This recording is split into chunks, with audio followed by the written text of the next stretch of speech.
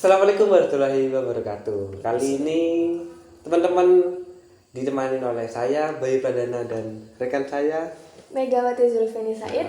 Kami berdua dari KPI 2 UIN Sumber semester 3. Nah, di sini kita akan mengulik nih ya, apa namanya? Bincang-bincang dengan Ustadz Hamdan selaku pengasuh Pondok Pesantren Madrasah At-Thayyibin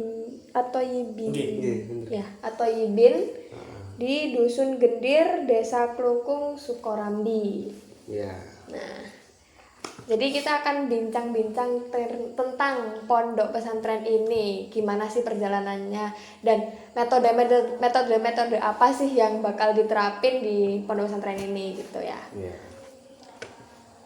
Oke, dari pertanyaan pertama, kenapa sih kok bisa membangun, apa sih motivasinya membangun pondok pesantren ini gitu.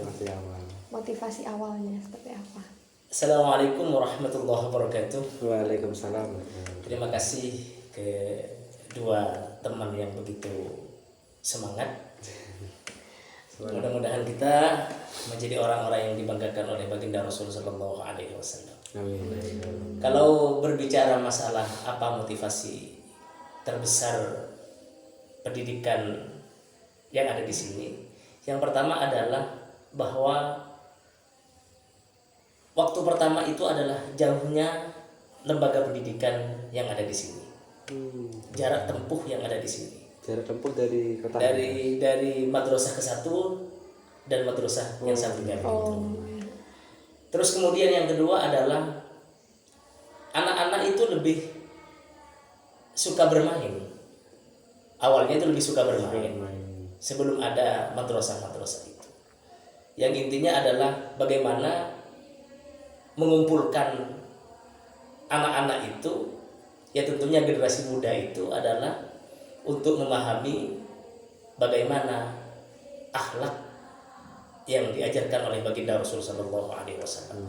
Artinya bukan kemudian hal yang utama itu kemudian anak-anak kemudian bisa baca kitab atau mungkin bagaimana kritis, itu tidak awalnya. Jadi bagaimana akhlak anak itu yang awalnya kurang baik kemudian berusaha untuk menjadi baik. Maka kemudian madrasah di sini itu dikasih nama At-Thayyibin. Karena memang apa namanya ya, yang membuka tanah sini dulu namanya adalah Haji Thayyib itu. Haji Thayyib dulu. Yang kalau menurut sebuah cerita itu dari sepuh-sepuh yang ada di sini, apa 12 itu putra-putrinya? Putra-putrinya 12. Ya sekitar begitu ya. Biasa.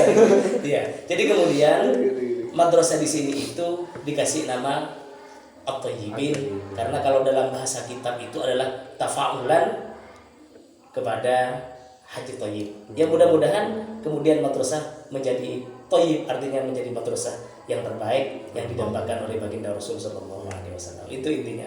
Jadi At-Thayyib ini artinya terbaik. Iya, baik dalam arti baik. Kalau dalam arti bahasa Arabnya kan memang baik ya. Bukan Bang Thayyib ya. Kita pulang-pulang bukan. Tapi intinya adalah mengambil tafa'ulan kepada nama embah, kepada nama buyut saya yang di sini. Begitu sehingga diberi nama adalah At-Thayyibin soalnya itu. Oke. Ngomong-ngomong ini mulai berdirinya sejak kapan gitu dan berapa lama? Oke begini. Kalau pendidikan itu mulai seingat saya mulai embah itu sudah ada di sini. Ya. Tetapi masih belum berbentuk bangunan yang seperti sekarang ini. Tetapi di musola, kalau dalam bahasa Madura adalah langgar gitu kan, langgar itu. Jadi baik di situ ngaji Al-Qur'annya, kemudian belajar tentang safinah, tentang fikih-fikih dasar itu masih ada di musola. Kemudian diteruskan oleh orang tua saya. Kemudian dilanjutkan dengan saya. Jadi kalau dilihat dari historisnya itu bukan baru yang At-Thayyibin ini, tapi sudah lama. Namun kemudian dibentuk yang namanya Madrasah At-Thayyibin secara resmi itu adalah sekitar tahun 2000. 2000. yang diawali dengan mengambil guru tugas dari Pondok Pesantren Sidogiri sekitar tahun 2003 waktu itu. 2003. Ya begitu, dengan begitu. Jadi 3 generasi ya pondok pesantren ini tuh. Bisa 4 generasi ya, 4 generasi. bisa 4 generasi ya, ke saya ya 4 generasi ya. Oh, banget ya. Iya 4 generasi. Sepuh sebenarnya. Sepuh. Cuma belum berbentuk Bangunan. bangunan semacam ini. Bangunan ini baru berdiri sekitar tahun 2003. 2003. 2003. Nah, untuk pembangunan ini apa ada bantuan dari pemerintah sendiri? Mohon maaf sebelumnya ya. Nah, jadi bangunan ini adalah murni dari keluarga, kemudian swadaya masyarakat. Jadi untuk sementara ini masih belum ada bantuan-bantuan dari pemerintah begitu. Jadi Langgar ini milik apa ya? Milik bersama lah di. Milik bersama. Walaupun bukan berbentuk lembaga kemudian yang yayasan, bukan yayasan, tetapi sudah ini untuk umat. Yang penting bagaimana anak-anak sekitar sini itu mau mengaji, kemudian mau belajar tentang agama, adalah memperbaiki akhlak dan karakter kalau bahasa sekarang Karakter yang kurang baik menjadi karakter yang terbaik begitu. Terus di lingkungan sini tuh berarti sangat mendukung banget sama adanya madrasah ini. Kita nyebutnya apa nih? Madrasah atau madrasah pondok? aja ya, Madrasah ya. Iya. Sebenarnya kalau berbicara urusan dukung-mendukung, mayoritas yang mendukung lah. Ya walaupun ya pasti ada lah, pasti ada. Artinya pro kontra itu kan pasti ada. Yeah. Tetapi kebanyakan masyarakat di sini adalah mendukung dengan adanya lembaga pendidikan. Begitu. Terbukti ketika ada haflatul imtihan, bagaimana wali murid di sini itu semangat untuk mensukseskan haflatul imtihan. Paling tidak itu kan sebuah dorongan, sebuah motivasi besar dan juga sebuah dorongan kepada saya untuk bagaimana mengembangkan pendidikan sini menjadi pendidikan yang lebih baik. Apalagi sekarang kan abad 21 ya. Artinya tidak boleh kemudian artinya beginilah, pandangan saya itu begini. Jadi tidak meninggalkan yang tradisional, tetapi kemudian bagaimana juga mengikuti era digital kemudian semacam. Ya, menyatukan tradisi ya. Apalagi anak sekarang kalau dalam bahasa ada anak UIN, anak IAIN itu kan disebut sudah generasi alpha ya. Kan generasi Z ya. Generasi Z ya, semacam itu ya, kan generasi itu ya. Jadi tidak bisa lepas daripada namanya apa? Digital. Ya walaupun ketika di madrasah tidak diperbolehkan.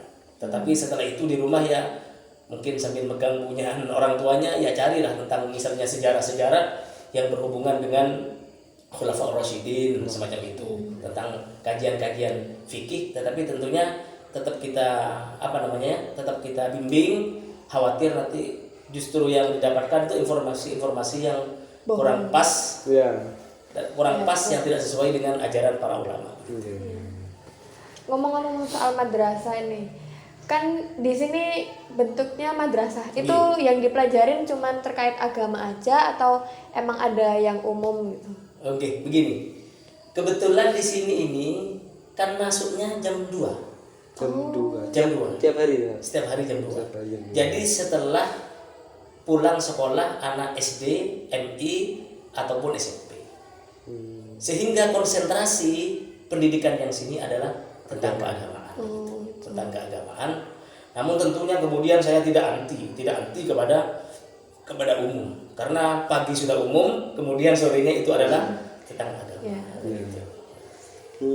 Terus juga tadi berbicara tentang Gen Z gitu. Iya. Sebenarnya kan anak-anak sekarang nggak lepas dengan HP. Pasti anak-anak kecil sekarang juga udah mengenal HP. Kemudian apakah ada tantangan yang sampai membuat itu gimana ya cara ngatasi anak ini? Kan tantangan terbesar kalau dalam madrasah itu adalah ketika sudah pegangannya itu terus kan, lemahnya mungkin nanti anak-anak ketika sudah hafalan saja Sudah. hafalan tentang nama-nama nabi, tentang hafalan ya. nama-nama malaikat, semacam itu. Saya kira artinya apa ya? Tidak begitu besar lah. Tidak begitu besar kemudian pengaruhnya kepada hafalan-hafalan anak-anak itu. Mungkin hanya ya memberikan saran lah kepada orang tua, karena memang beberapa misalnya 1 tahun 2 kali atau 3 kali memang dikumpulkan wali murid itu bagaimana mengkondisikan anaknya yang ada di rumah. Ada pengumpulan wali murid. Oke. Itu setiap tahun. Hotel jadi bisa 3 kali setahun. Setahun 3 kali. Iya. Rutin gitu. Iya, rutin. Iya, iya. Mantap banget. Karena kalau tidak begitu anak-anak, betul kata jenengan tadi, kalau sudah pegang apa namanya itu, HP. pegang HP terus, bisa-bisa kan ketinggalan kan pelajarannya, Iya. hafalannya. Iya. Gitu. Bukan kemudian saya beserta keluarga lembaga atau YIBIN ini kemudian melarang anak untuk pegang HP, ya tidak. Paling tidak nanti diarahkan kepada orang tuanya bahwa Bu, tolong cari konten-konten Membatasi ya. ya semacam itu yang nanti berhubungan dengan mungkin nama-nama malaikat, berhubungan dengan nama-nama nabi, begitu. Dan juga kalau mengandalkan madrasah kayaknya nggak begitu pengaruh ke anak gitu. Nggih. Harus ada dukungan dari orang tua. Harus ada dukungan. dari lingkungan rumah. Apalagi hanya 2 jam. Iya 2 jam. Kan tidak mungkin kemudian merubah secara total anak-anak itu kan tidak Iya. mungkin. Ya benar. Berarti di sini cuman sampai jam 4 sore. Jadi masuknya itu jam 2 kurang 10 menit. Kenapa kok ada kurang 10 menitnya? Namanya anak-anak. Kalau di bel itu pasti tidak langsung masuk. Oh. Begitu. Kalau nanti di belnya itu jam 2 teng, bisa-bisa mulai pelajaran itu jam 2:15. Kalau tengnya itu jam 2 kurang 10, paling tidak jam 2 itu sudah bisa mulai pelajaran. Itu hanya trik saya aja. Trik saja, trik ya. Oh iya iya. Boleh. Iya, tetapi pulangnya nanti setengah 5 dan hanya pulang sebentar kemudian dilanjutkan ngaji. Karena kebetulan yang sekolah madrasah di sini itu Mas, itu bukan artinya ngajinya itu bukan hanya di sini. Di sekitar sini kan banyak musola, tetapi madrasahnya masuk di sini. Ada TPQ sendiri. Oh ada. Tapi terpusat di sini. Untuk madrasahnya. Untuk madrasahnya. Makanya kemudian di madrasah itu saya tidak menggunakan metode-metode Al-Quran. Iya. Kecuali di waktu malam yang khusus musola di sini, baru kemudian menggunakan sebuah metode. Tetapi kalau yang siangnya itu tidak menggunakan metode. Kenapa? Karena ngajinya itu beda-beda musolanya. Oh. Tentunya setiap musola itu kan beda-beda metode kan. Ada yang masih pakai Iqra itu, ada yang masih pakai yang tradisional ya, ada yang pakai yang buah itu. Sehingga kalau siang itu jam 2 itu sampai setengah 5 itu khusus kepada pelajaran agama dari dasar sampai yang agak-agak tinggi lah. Kalau untuk yang malamnya itu pelajari Al-Quran nanti. Khusus Al-Quran kitab. sama praktek-praktek sholat gitu. Untuk siswanya ada berapa gitu? Santrinya? Hampir 80-an itu ya. Lumayan banyak. Tiap tahun ganti ya, kayak sekolah kan tiap tahun ada yang lulus, ada yang masuk. Begini, Terus apa? karena di sini masih MI ya, dasar ya, dalam apa namanya, dalam jenjang pendidikan itu kan masih dasar. Sehingga anak yang kadang-kadang kelas 6 SD itu di madrasah itu masih kelas 4. Oh. Begitu.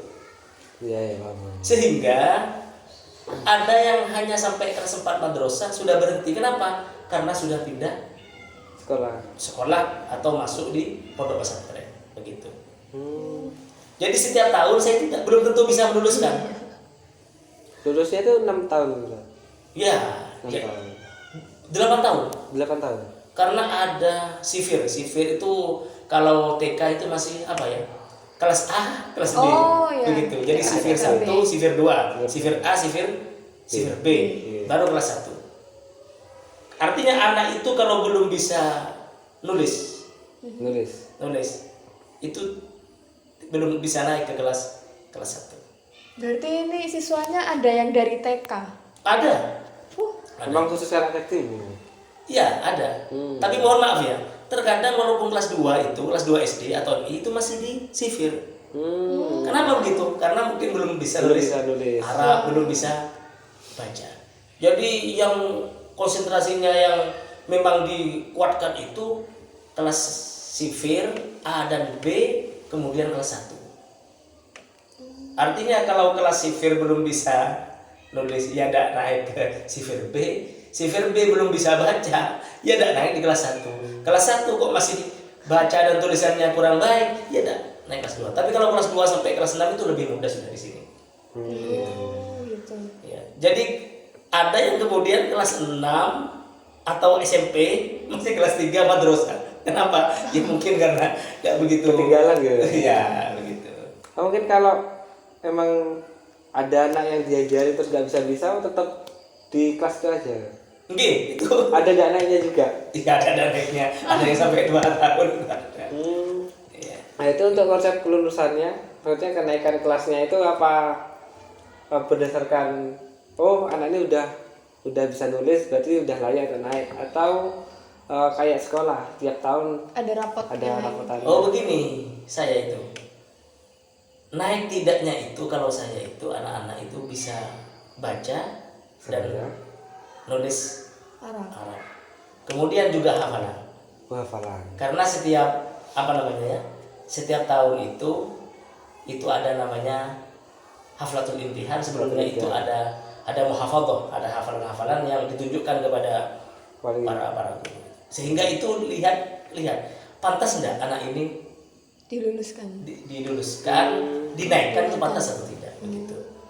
Jadi kayak ada ujian-ujiannya. Kalau di sekolah kan ada UAS gitu ya. Oh iya ada. Di sini juga ada ujian-ujiannya itu. Jadi sekitar 3 tahun belakang ini saya sudah pakai semacam semester.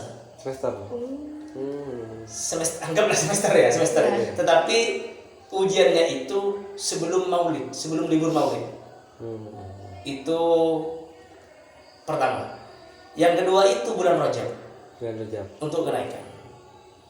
Jadi pakai ini kalender Hijriah. Hijriah. Jadi hanya sekolahnya itu 10 bulan berarti kan? 10 bulan. Ya, 10 bulan semacam itu. Jadi kalau misalnya anaknya emang Masya Allah pinter gitu ya, harusnya bisa lebih cepat dari lulus dari madrasah ini, soalnya kan tuh 10 bulan aja, daripada kalau dari sekolah umum kan 12 bulan. Oh iya. Harusnya Iya betul. kalau memumpuni. Iya. Jadi Cuman, ya itu tadi. saya begini prakteknya itu. Anak-anak kalau misalnya ya di sivil itu mampu dia, setengah tahun tuh saya naikkan. Langsung bisa gitu percepatan. Iya percepatan. Tapi hanya untuk sivil ke kelas 1. Kalau kelas 2 sampai 6 tidak sudah. Pakai sistem semester tadi itu. Itu dibuat begitu. Paling tidak kan memotivasi teman-teman yang lain. Loh, kok bisa ini? Oh Kok naik iya. begitu? Tetapi yang kemudian yang kadang anak itu merasa malu, saya sudah kelas 2, kok masih sivil kumpul sama Anak TK. KPK. Itu kadang-kadang jadi pertimbangan. Iya, benar. Tetapi rekornya kalau dinaikkan ya dia lemah. Tidak dinaikkan ya kadang-kadang minder kan? Iya, pasti minder. Ya, minder yang lain. Minder. Itu minder dan lain. Terus kayak tadi sempat nyinggung masalah metode-metode yang beda ya. Ketika di siang hari sampai sore itu sama di malam hari.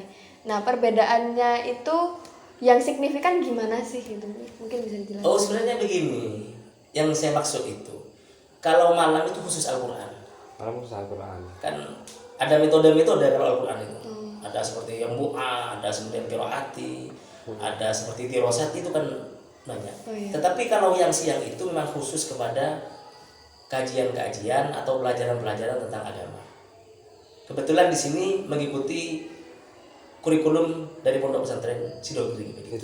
Jadi pelajarannya itu kemudian saya tambahi dari Pondok Pesantren Langkap Salafiyah itu, kemudian ada yang ambil di Pondok Pesantren Sarang itu. Pondok Pesantren Damai Munzuber itu yang saya ambil kurikulum yang ada di sini. mungkin kan beberapa anak ada yang ngaji di tempat lain. Nggih. Jadi metode-metodenya harus disatukan di sini gitu. Oh, kalau Al-Qur'annya tidak. Oh, Iya. jadi tantangannya di situ ya berarti karena perbedaan metode itu. Tantangannya itu kepada kecepatan baca anak. Kecepatan bencana. Karena metodenya Iya, beda-beda. karena begini, iya, jadinya iya. itu. Wah, tambah semangat ini. Karena begini ya, prakteknya ya. Anak itu kalau sudah bisa baca Al-Qur'an, baca tulis Al-Qur'an, itu lebih mudah, cepat untuk mengikuti pelajaran agama. Tetapi kalau dia lemah baca dan tulis Al-Qur'annya, tentunya juga lemah untuk mengikuti pelajaran tentang keagamaan yang ada di sini seperti fikih, tauhid semacam itu. Karena konsentrasinya kepada baca dan tulis dulu. Bukan kemudian memahami pengertian ini apa ya, bukan. Begitu. Kasarannya itu baca tulis itu Dasar fondasi banget, dasarnya. Ya? Pondasi dasar. Jadi kalau bahasa anak sana di briefing betul di sini untuk sifir itu. Nggak bisa kemudian sering ditinggal itu. Jadi ditemani terus. Ya, gitu terus. Kalau dalam bahasa pondokan itu disebut dengan tulisan pegon ya. Tulisan Iya. pegon. Tulisan pegon. Jadi mungkin bahasa Indonesia tetapi ditulis Iya, Arab. pegon, tulis Arab gitu. Itu alhamdulillah anak sini itu sifir itu sudah bisa tulis pegon. Jember itu seperti apa, jim, mim, ba, ro itu sudah bisa. Anak Masya TK Allah. berarti. TK. Winner. Bisa nggak? Bu? Tetapi Nggak bisa pegon. saya kasih anu lagi ya. Ya artinya juga anak SD juga bisa. Bisa apa? Bisa tetap disipir karena mungkin dia tidak bisa nulis pegon. Kayaknya kalau aku masuk sini Sipir. Gitu. Nulis dulu ya. nulis pegon dulu ya benar. Iya, di sini juga apa ada anak SMP yang ingin belajar dari sipir? Oh tidak. Nggak ada ya. Tidak ada. Anak sekarang itu kan tidak seperti dulu. Iya. Kalau zaman dulu itu, ya mohon maaf ya. Iya. Kalau zaman dulu itu SMP masih ngaji. Serius Iya. di sini. Sekarang sudah 1001 itu. Mungkin udah merasa bisa, udah lulus gitu. Bukan merasa bisa, merasa minder. Waduh, saya kumpul Oh, dengan anak iya. kecil gitu.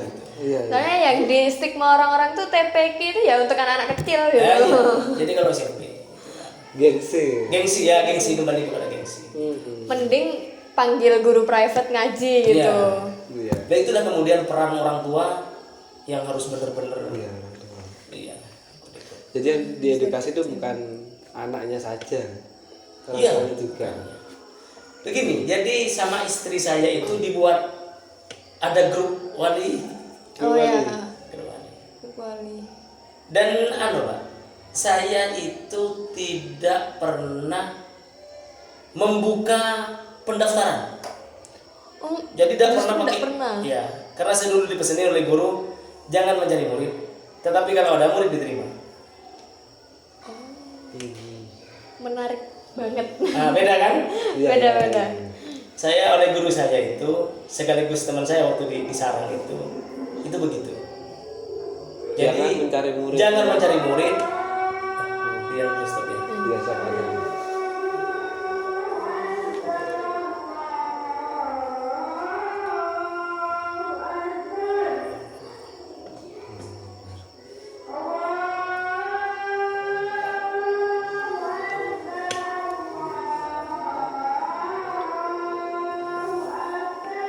Muridnya sama seperti film-film. Kalau ilmu kan enggak batasan kan ya. Iya.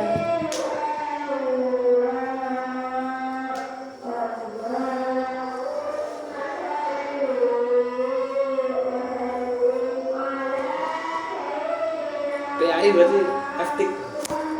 Iya. Baru FTIK, bahasa FTIK itu baru. Dulu Tarbiyah. sebelumnya tarbiyah. Tarbiyah gitu aja. FTIK ini setelah IAIN ini. Jadi saya masuknya setahun. Setahun. Keluarnya ya. Wisudanya IAIN. Wisuda kedua IAIN saya. Wisuda pertama atau kedua lupa sih. Iya.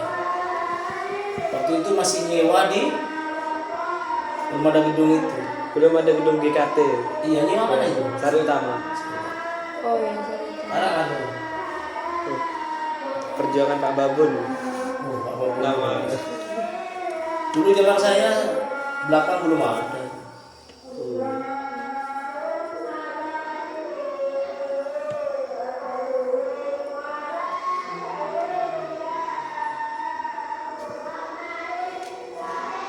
Sudah nih manajemen media massa.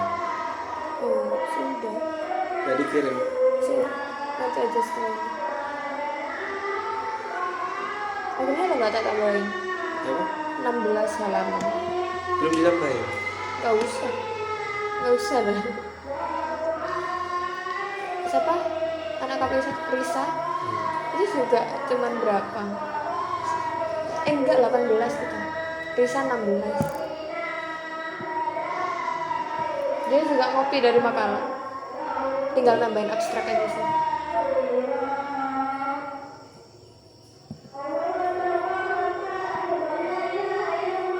Sebenarnya enak malam gini ya. Kenapa? Enak kalau malam ya. Iya. Untuk podcast Iya. enak malam. Juga cahaya ini kan bisa. Iya kan enak. Betul. Bisa nyeting sendiri kalau cahaya. Iya. Kalau siang. Kalau siang Iya, harus dikasih tutup. Iya. Tapi enak malam gitu ya. Oke. enak malam. Monggo sudah.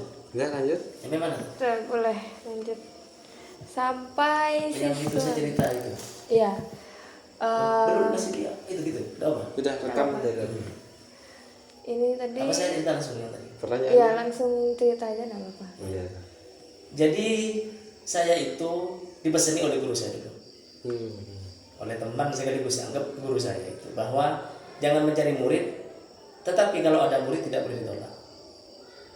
Begitu. Jadi saya tidak pernah masang baliho di luar.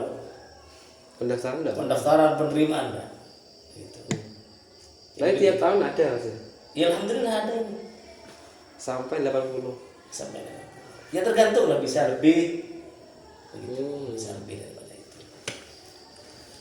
Itu apa santrinya dari daerah sini aja atau dari luar?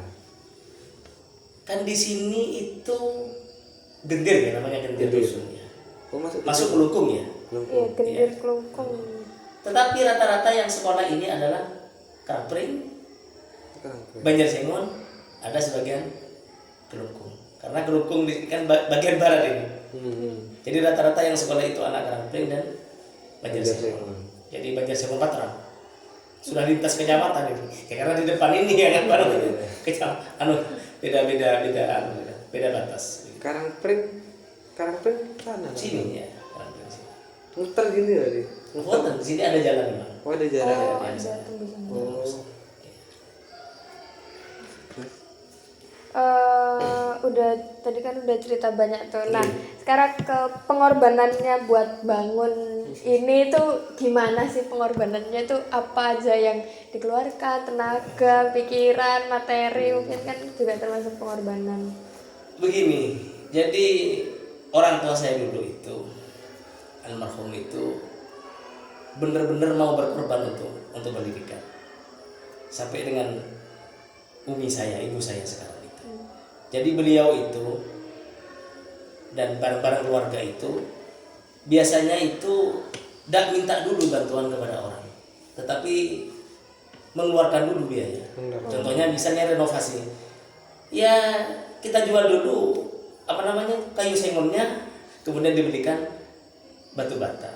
Kemudian orang bertanya untuk apa ini renovasi, ya akhirnya adalah uang masuk begitu. Jadi kayak pancingan gitu ya, Iya. masih pancingan. Selain itu pengorbanan lain mungkin dari mental gitu ya. Kalau urusan mental itu siapapun itu pasti ada ujian ya. Iya. Pasti semua itu ada ujian. Yang terpenting adalah bagaimana belajar dan belajar. Tidak kalah pentingnya belajar kepada orang yang lebih pengalaman dan lebih sepuh begitu. Karena saya ditinggal orang tua itu anggap masih muda, disuruh megang pendidikan. Kalau hitung-hitungan kan lebih enak disuruh megang sawah. Iya. Ketemu hasilnya. Iya, ada hasilnya. Iya. Langsung Kalau pendidikan kelihatan. kan tidak ketemu hasilnya, Iya. tapi adalah pengorbanan semata-mata untuk ya nasrul ilmi, menyebarkan ilmu. Kalau dalam urusan pengorbanan materi ya nggak perlu saya sebutkan lah. Yang penting intinya di sini masih sementara ini belum ada bantuan dari pemerintah. Jadi diusahakan dari keluarga dulu, kemudian ya bareng-bareng lah dengan masyarakat di sini, dengan wali murid itu. Jadi tidak menutup diri dari bantuan ya, tidak. Kalau ada bantuan Bonus. Jadi bantuan itu adalah bonus. Iya. Biasanya kalau di mungkin kayak panti asuhan itu kan pasti ada yang donatur Iya.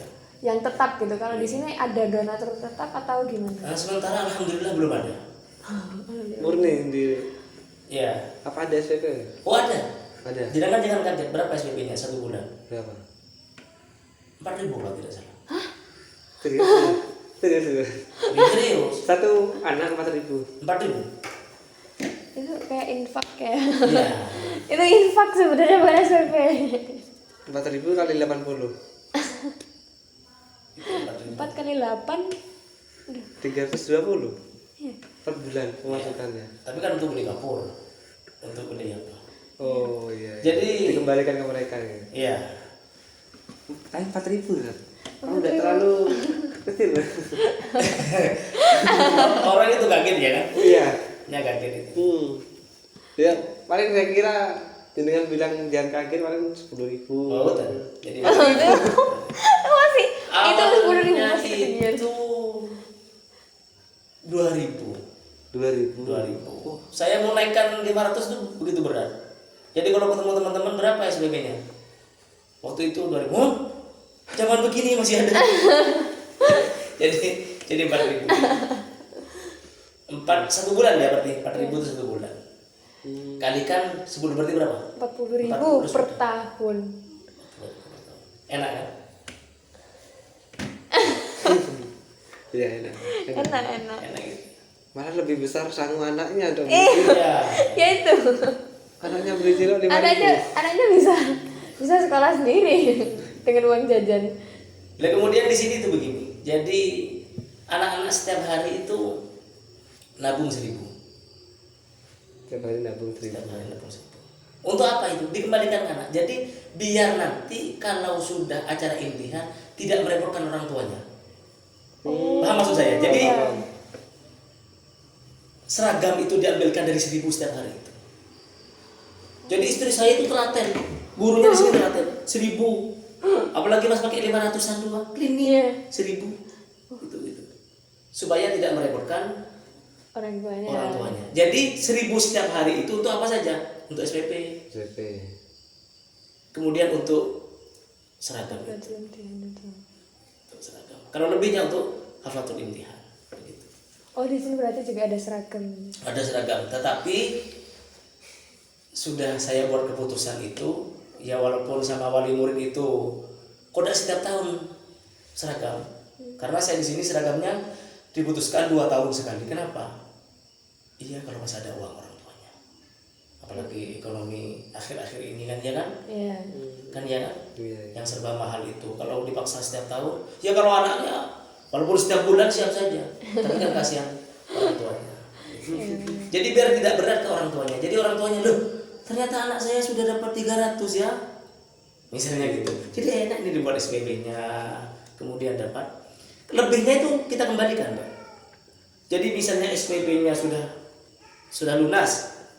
Kemudian seragamnya sudah lunas, kita kembalikan. Jadi walaupun lebih 1.000, 2.000, 3.000, kita kembalikan. Uang itu. Jadi di sini cuman pure ambil SPP aja dari uang 1.000. Iya, begitu.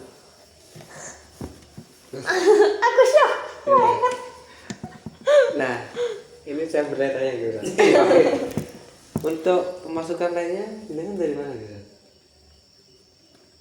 Ya rezeki dari Allah. Rezeki ya. Ya. Kalkulatornya Allah. Iya, kalkulator Allah ya. Kalau orang itu kalau belajar, mengajar dan mengajarkan ilmu pasti akan diberikan rezeki oleh Allah Subhanahu wa taala. Itu dalam ilahiyah itu semacam itu. Begitu. Jadi intinya apa? Pengorbanannya. Kalau kita bicara apa? Pengorbanannya. Gurunya di sini adalah ya tanpa bayaran. Iya. Oh. Hanya guru luar saja yang kita kasih bisyarah. Hmm. Tetapi ketika ada lebih itu dari apa namanya? Dari SPP itu, kemudian ya kita kasih 1 tahun sekali. Ya kasih 200. Setahun. Terus 50. Iya keluarga ini, dari keluarga itu yang ngajar itu gitu. Barokah banget. Kalau guru luar ya dikasih lah bisyarah. Ada bisyarah. Ya tapi kecil. Bisyarah. Tapi ya itu tadi sih, bayarannya itu nggak sebanding dengan barokahnya itu seberapa banyaknya. Bayarannya yang luar biasa. Tapi alhamdulillah Semoga ini, banget. alhamdulillah. Oleh Allah diberi yang lebih besar. Iya. Saya intinya begitu, Pak. Bukan kemudian lihat apa ya, bayar SPP-nya yang 40.000, bukan 40 juta, 40.000 kan. Tapi anak-anak itu sudah masuk, sudah alhamdulillah. Sudah menjadi sebuah kesenangan, kedamaian begitu. Masih shock. Nih ya. Nggak ternafas. Ini bayar kuliah aja 3,8. 3,8. 3,8 enggak? 3,8. 4.000. Padahal ilmu itu mahal banget deh. Iya. Ilmu mahal banget. Dan sekolah kan mahal. Iya sekolah. Tetapi kan nasrul ilmunya kan Iya. sebuah kewajiban. Kewajiban.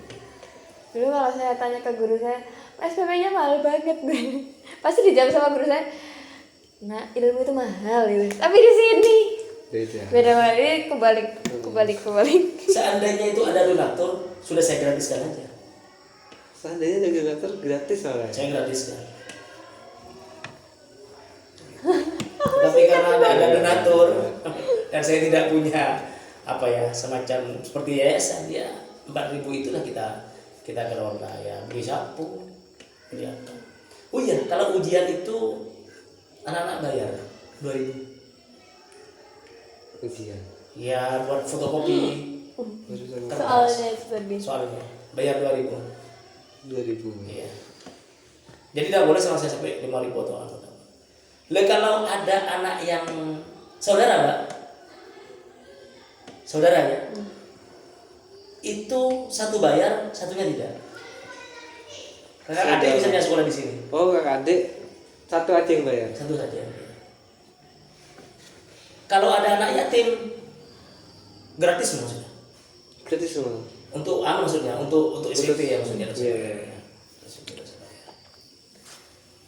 Untuk imtihan tetap. Kalau imtihan itu saya tidak pernah mematok berapa, Pak. Semampunya orang tuanya. Karena kalau saya mematok harus berapa kan, ya kalau ada uang. Jadi terima aja berapapun. Yang penting ikhlas. Iya. Dan alhamdulillah lah, luar biasa itu rezeki dari Allah itu. Ada sukses. Ini masih shock banget. Kayaknya. Iya. Terus juga kan bener kemarin ada pesan dari guru Iya. apa? Bukan di mana kita belajar. Iya. Iya. Tapi bagaimana? Bagaimana kita belajar gitu. Betul. Iya. Nah, terus juga ini kemarin sempat apa ya? Terjadi di teman-teman mahasiswa. Itu banyak yang bilang, teman-teman yang mondok kebetulan saya nggak pernah mondok. Nah, ini jadi saya tanya di sini. Iya. Nah, itu teman-teman ini ada yang bilang anak pondok ini setelah lulus ini kadang anaknya itu jadi emang anak-anak yang baik. Terus juga ada anak yang lulus pondok ini malah justru Liar gitu ya. liar itu, karena dia dari bebasnya dia itu. Terus juga di sini saya bertanya di situ, apa emang bener kayak gitu? Sebenarnya begini ya, di pondok itu ada aturan Ada aturan. yang harus dipatuhi. Kenapa Kemudian menjadi liar, kemudian kok beda ya? Seakan-akan kadang-kadang lebih parah daripada Apa? yang Belum Tidak mondok. nggak mondok. pasti ada aturan yang dilanggar. Di dalam Pasti ada pondok. aturan yang tidak dipatuhi oleh anak itu Di dalam pondok itu. di pondok itu. Kalau aturan itu dipatuhi, pasti anak itu akan menjadi anak yang baik. Intinya itu sudah di pesantren itu. Balik lagi ke anaknya dia. Iya, bagi kepada anaknya. Iya. Apa lagi? Ini ke harapan aja sih. Iya. Harapannya gimana sama anak-anak pondok di sini? Intinya harapan yang terbesar adalah akhlak yang terpenting adalah. Karena kalau sekarang itu mohon maaf ya, kalau urusan cerdas keilmuannya sudah luar biasa. Mungkin bisa lebih cepat daripada gurunya karena sudah pakai Mbak Google kan begitu kan. Iya. Tetapi adalah akhlak itu adalah yang terpenting. Nah, Ya, mungkin pesan saya terakhir ya, pesan saya terakhir itu juga bisa dibuat sebuah pedoman. Apa hal yang terpenting untuk generasi selanjutnya yang harus dipegang itu adalah, saya dulu dipesani oleh guru saya waktu di Tebu Ireng itu ada 5 hal itu. Ada 5 hal. Yang pertama adalah kuwatul akidah. Bagaimana akidahnya dikuatkan. Karena makanya di sini di madrasah sini adalah tauhidnya dulu dikuatkan. Tauhid. Biar tidak terombang-ambing. Akidahnya dikuatkan, pondasi akidahnya dikuatkan dulu, pondasi keagamannya dikuatkan dulu. Jadi sebelum belajar yang furo'iyah macam-macam itu, kemudian akidahnya dulu dikuatkan itu. Terus yang kedua adalah hal yang terpenting adalah kuwatul akhlak. Bagaimana akhlaknya itu anak itu kuat. Harus bagaimana menjaga akhlak itu dengan baik. Yang ketiga adalah kuwatul ilmi, ilmunya. Tadi kalau sudah pondasi akhlaknya baik, ilmunya kita masukkan itu. Kemudian adalah kuwatul iktisab, ekonominya juga baik. Ekonomi. Karena lucu ya, orang itu misalnya mengajarkan, ayo kita supaya Anda menjadi kaya, sukses. Ternyata yang mengajarkan tidak kaya itu sukses. Iya. Itu kan bahaya. Yang terakhir adalah kuwatul jihad, kekuatan jihad. Dalam arti bukan hanya perang ya, bukan. Tetapi bagaimana kita berusaha adalah memerangi hawa nafsu kita. Iya. Gitu. Apalagi di era modern semacam ini, gitu. Hawa nafsu yang penting kita perangi, begitu. Musuh diri sendiri. Gitu.